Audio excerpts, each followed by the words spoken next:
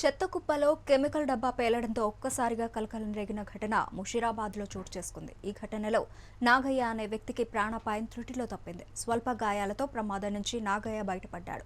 స్థానికుల సమాచారం మేరకు పోలీసులు సంఘటన స్థలానికి చేరుకున్నారు. నాగయ్యను చికిత్స నిమిత్తం గాంధీ ఆసుపత్రికి తరలించారు. పోలీసులు కేసు నమోదు చేసుకుని దర్యాప్తు కొనసాగిస్తున్నారు.